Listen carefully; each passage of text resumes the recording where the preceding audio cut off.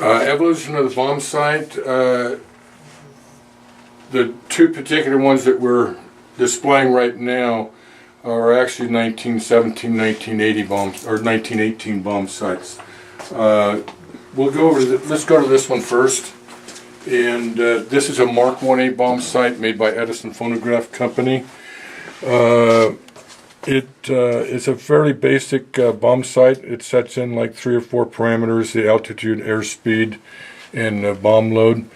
You can see a picture at the top up here right is a Handley Page bomber. The bomb sight is actually sticking out the nose just below the bombardier observer and the nose of the aircraft. Behind him is the aircraft commander. When he needed information to steer which direction he was going, they used a radio box. This is an original 1917, 1918 radio box that was that they communicated between the pilot and the bombardier. The bomb that you see at the top is a typical Cooper bomb that they used. It's an original, complete with the little nose cap for protection while it was sitting on the ground. The little propeller was the propeller that would spin after it was dropped, and that would actually arm the bomb itself. The bomb on the bottom right over here is a World War I 60-pound aerial bomb. Of note too is the 2 World War I uniforms here. The one on the right is a World War I naval uniform, and the one on the left over here is an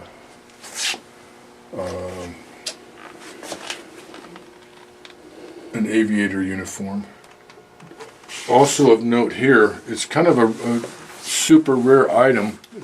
We came across this a little while back. This is a newspaper from 1910, and it points out where Wilbur Wright at the aviation field was planning a bomb practice run. So that's the earliest that I know of that they did something like that. I do know that they had a couple other aviators with earlier bomb sites that they tried out, but that was kind of interesting that Wilbur Wright was at the field at that time to try out that one.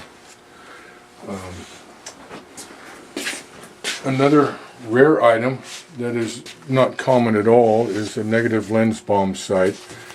This particular bomb sight was used around 1917, 1918. It was basically a wooden box that had a couple of wires going across the top of it and across the bottom of it, and it had a negative lens that sat here in the opening of the bomb sight itself. It sat in the biplane on the floor here, and the pilot would set in his parameters, his airspeed and altitude, which basically set these 2 wires so that he had an idea of where this bomb was going to drop. We decided to make a replica of one here. We started it. We have the box made. We also have some of the metal parts made, and some of the other parts made for the downwind and altitude. What we were very fortunate to find, though, is an original negative lens in its original box, and the person that I contacted to purchase this had done some research for on this particular one, and contacted the factory, which was still in business, and they verified that this was one that was built for their bomb sites. So on his head, that's the bombardier observer in the back. See his bomb sight on the bottom, on the side of the plane? He's literally steering him where to go. Well, when they got the bigger bombers, they didn't have that luxury. So they had to invent a radio box. We have the first original radio boxes for bombers. This is where they plugged in their intercom, their headsets and microphones, and you can actually see the schematic of it. Here's the pilot and then the bombardier, and it was battery operated. which is kind of cool. But this would sit on the side of the airplane inside by the pilot. He would flip the switch on or off and was able to communicate to the bombardier to see which direction he wanted him to fly the airplane. Isn't that crazy? What year was that, Dan? 1917, 1918. Even as rare as that is what they have, what they call fletchets. These are aerial bombs that were non-explosive for World War I. Okay.